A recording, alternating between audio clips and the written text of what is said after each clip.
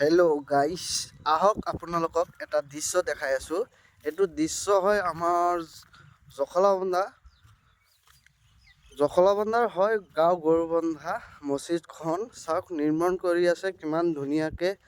এতিয়ালৈকে বহুত টকা খৰচ হৈ গৈছে মছজিদখন। চাওক এতিয়ালৈকে হোৱা নাই, মছজিদখন হৈ আছে। আপোনালোকৰ আশীৰ্বাদ দোৱাত হৈ আছে মছজিদখন। আজি মছজিদৰ কালেকশ্যন হ'ল, শুকুৰবাৰ নমাজ পঢ়িহে ভিডিঅ'খন বনাই আছিলোঁ। আজি মছজিদৰ কালেকশ্যন হ'ল আপোনাৰ 9 লাখ টকা আৰু বাজেট লাগে, মানে আৰু ঢেৰ লাগে ৰং কিবা কিবি কৰিবৰ কাৰণে 9 লাখ টকা বাজেট লাগে।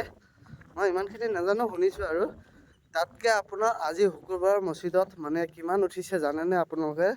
5 লাখ টকা উঠি গৈছে অলৰেডি। মছজিদখন নিৰ্মাণ হোৱাৰ কাৰণে আপোনালোকে আশীৰ্বাদ কৰিব যে মছজিদখন ধুনীয়াকৈ হৈ যায় আৰু মছজিদকৈ ইয়াতকৈ আৰু ধুনীয়া হয়। দুইতলা হ'ব আৰু মছজিদখন তলৰখনহে কাম হৈ আছে মানে পূৰা, বুজিছে? চাওক আপোনালোকে কলিয়াবৰ জখলাবন্ধাৰ গাঁও গৰুবন্ধাখন মছজিদ হয়। আপোনালোকে ধুনীয়াকৈ আহিলে চাব পাৰিবা আৰু মছজিদখন ইমান ধুনীয়াকৈ।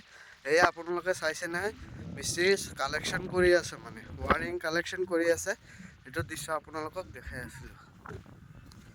আৰু চবে নমাজ পঢ়ি ওলাই পেলাই আৰু চিনি খাই আছে। আপোনালোকে চাওক ইমান দৃশ্যখন, চবেই নমাজ পঢ়িব আহিছে, মানুহ ঢেৰ হৈছে। আপোনালোকে যে এনেকুৱা মছজিদখনত মানুহ হৈ থাকে, আশীৰ্বাদ কৰিব আৰু চবে নমাজ পঢ়িব। শুকুৰবাৰ চবতকৈ বেছি শুকুৰবাৰ নমাজটোহে মেইন নমাজ। আপোনালোকে শুকুৰবাৰ নমাজটো কেতিয়াও মিছ নকৰিব।